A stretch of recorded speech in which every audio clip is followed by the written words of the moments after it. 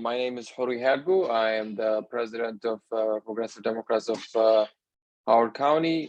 This is our June monthly general membership meeting. And so we'll, to those who are not aware, Progressive Democrats of Howard County is a community organization that stands for accountability, transparency, and transparency of government at all levels. We promote progressive principles and policy, educate the community, and advocate for a government that represents the public good by building a people power movement. We're committed to advocating for compassion-based policies that benefit all members of the community, and transparent leaders who are accountable to the people, not profit-driven special interest groups. And we welcome all who espouse those values regardless of party affiliation. So we'll start with updates.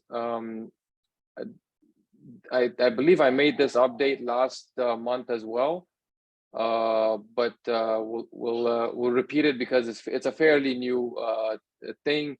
PDHC is a Progressive Maryland chapter as of last month, which is great because it gives us a network, a state level network, to advocate on. So it's a two-way street. On the one hand, we as a local organization, we have much more oversight. Much more. We're much more in touch with what's going on at the local level. So we can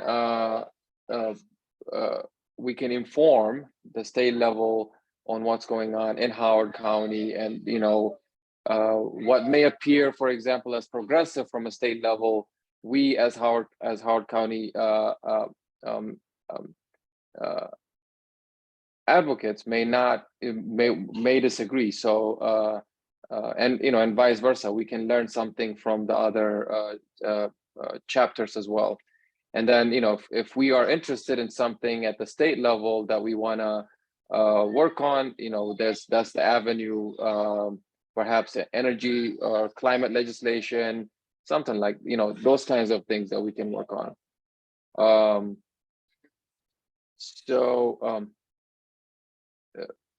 The next thing is, so just to reiterate, we are now a Progressive Maryland chapter. The next thing is we are planning on participating in one of the July 4 parades. This year, we're going to be participating at the Longfellow parade. And our understanding is there's no registration needed. So we'll just be, we'll just be showing up with our banners and with our PDHC t-shirts, shirts, and so we'll provide more detail on that over the next few days. So before next week. So we'll provide more detail about that. When just the treasurer's report, I don't believe Megan is on today, so I don't believe there's much more. There's a lot of update. We just had one new member join, and they're not on today, and so I don't think we'll be able to vote them in. It would be preferable that they're here so that members can meet them, and so we can chat. We can perhaps if we have any questions and so on and so forth before we vote them in. I have interacted with them there, and I'll provide more detail at the later part of this this meeting. Major announcements are, of course, the general plan, which is the topic of today's feature presentation. So we'll talk about that a little bit more later. And of course, our ongoing petition, change.org petition, I'll throw the link to the petitions in a little bit. They are on our website as well for people to access. One is for people. One is related to naming a basically addressing what we consider as an inequity in Howard County. All the among the various county executives that have been elected, all but one, almost all but one county executives have had something named after them to honor their service. And the first female county executive in the state's history and the county's history, former county executive Liz Bobo. For her, that she hasn't received that kind of recognition, and we think that needs to be rectified. And then the others, of course, for the lack of proper treatment of the issue of schools in HOCO by design. Meaning when HOCO by design was first drafted, it did not even have a chapter on schools. And we drafted this petition, this change.org petition, and we circulated it. And a few months later, we were happy to see that the county prepared a chapter on schools. So now there is a chapter on schools. However, the county is perhaps using this as more of reiterating its old dogma. It's, rather than properly addressing the shortcomings of the previous general plan and outlining how it plans to address the issues and the infrastructure issues, the level of service issues that we see in the school system, and so it's still lacking. The chapter is still lacking, so that we need to do more. And so that's the other petition. So we'll put that in the chat in a little bit.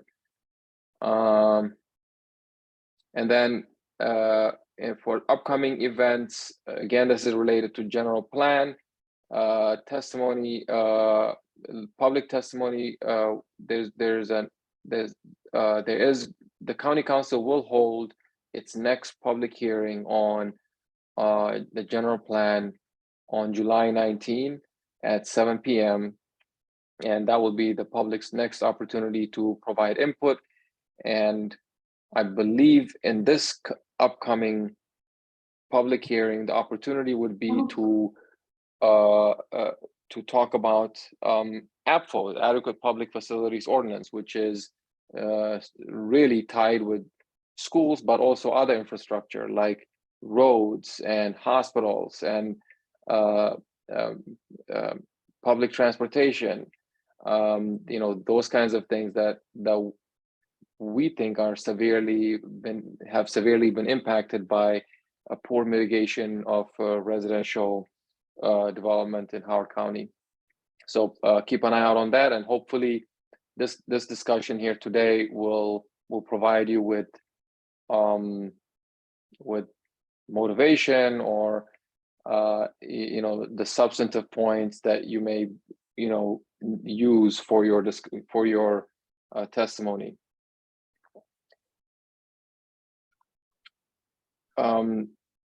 So Howard County Progressive Democrats of Howard County we hold our monthly membership meeting on the fourth Monday of the month at 7 p.m. and for now they're all virtual meetings, and hopefully in the future we'll change that or make them hybrid, but for now they're virtual meetings. And you may sign up to receive email updates at hocoprogressives.com. If you want to be a member, this is our due structure. For individual members, it's $36 a year. For member plus one, it's $50 per year. So if you want to sign up as a member, and want to add one other friend or neighbor or relative as a member, then that's $50 per year. If non-members are not able to vote, so that's why it is beneficial to be a member, and you do not have to be a registered Democrat to be a PDHC member.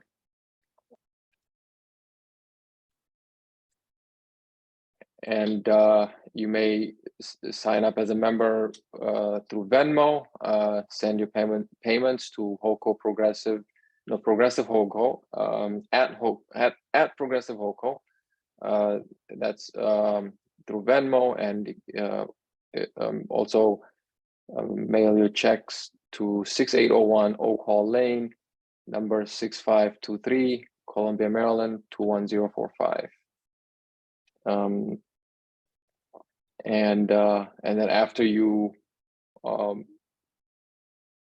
send in your payment, you would get voted in as a member by a majority of the existing members at the next monthly meeting.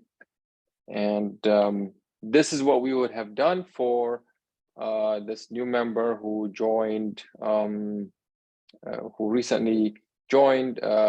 That's just Erickson. They are an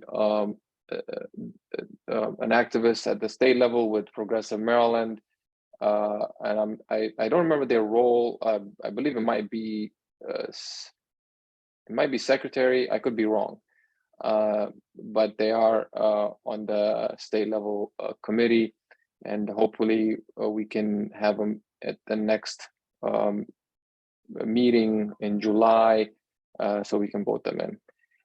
Is there anyone else on this call, on this meeting, who would like to be voted in? The order doesn't matter, so you may be voted in and make a payment later, or vice versa. So it's up to you. Going once, going twice. Okay. Are there any updates, committee updates from other board members?